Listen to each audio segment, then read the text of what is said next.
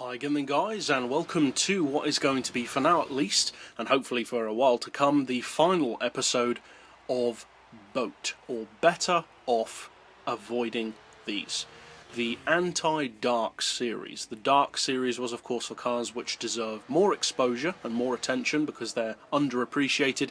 This series is for the cars which are just the polar opposite of that.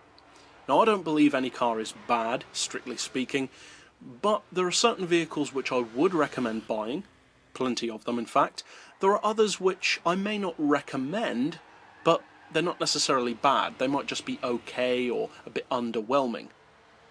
Others though, specifically the cars in this series, are the relatively few that I would specifically say just don't waste your time with. Now if you want to buy these cars, maybe you're a completionist for instance, or you just want to see if what I'm saying is true, which is fair enough, then by all means try them. But be warned, they're a complete waste of time. And this car is the #1 culprit in this regard as far as I'm concerned. Straight off the bat, you'll probably notice I'm not even driving the car that I'm talking about. I'm driving the XJ13 when I'm talking about the XJ13 Chrome line. Why?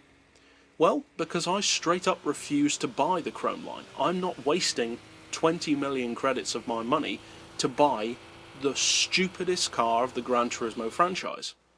Now, I see a surprising amount of people driving this car online in races. More Chrome lines, I would say, than normal XJ13s. And I never understand why. Why would you want to be driving the Chrome line? And the only thing that I can think of as far as a reason why is that they assume, understandably so, that it's probably a superior version, as you would expect and hope that all the Chrome lines would be. But as we've already established in this series, that is far from being the case. This car, though, is the worst culprit of all, I would say, because of the price. With other models like the Cobra, the M3, the LP640, etc., yeah, they're rubbish, but at least they don't cost stupid amounts of money. The Cobra is over 600 grand, which is quite a bit, but it's still not a silly amount of money.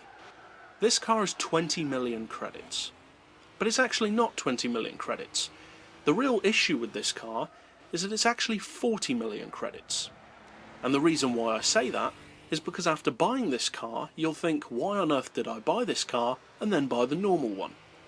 So you're going to pay out 40 million credits for the sake of a car which sticks gratuitous stripes on what was already a perfectly good looking machine and gives you nothing in terms of extra performance.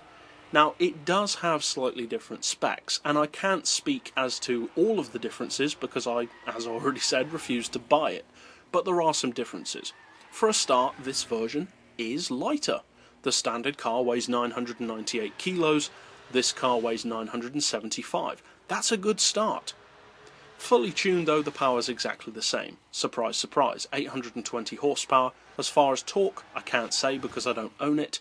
If anyone does own one, feel free to put it in the comments or send it in a message so that I can put it in the description. As far as PP, again, I don't know, it may be a little bit higher, probably is, but at the end of the day, who cares? Because I've raced against them and they're no better. They're not significantly faster, if faster at all. The handling doesn't seem to be any better given the slight amount of weight less, and for 20 million credits more, on top of the 20 million for the normal model, what's the point? Now, as I already mentioned earlier on in the video, if you're a completionist, if you like collecting cars, I could even understand if you buy this car out of sheer cheek to fly in the face of practicality and clear thought. But apart from that, you're just better off not wasting your own time and money and buying the normal model. It's just a better car. It looks better, in my opinion of course, and that is completely subjective. And the performance is just the same, but with slightly different specs. The specs make no real difference in a racing situation, and that's pretty much all I have to say about this car. I see no point in wasting any more time talking about what I consider to be the worst car of the entire GranTurismo series, and that's about it. So I'd recommend not buying it. But that goes without saying. So overall, It's a short series, and I think that's a good thing, because you don't want to have a lot of cars which you can genuinely say don't buy. So the fact that we only have 4, and there could be some others, but I'm keeping it to 4 for the moment, I'm glad that it's relatively few. Technically speaking, this series could be over 120 episodes long if we were to include every single pointless skyline that's featured on the game, and then even longer if we feature every S2000 and MX-5. But I'm not going to waste my time doing that either.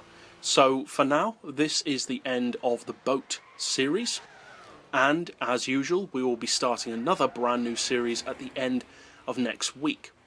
And if you'd like to have a clue as to what that new series could be sure to check out the official Facebook page of this channel, on which I put out review teasers in the form of little clues for what video is going to be coming out each day, and I put that out every Sunday.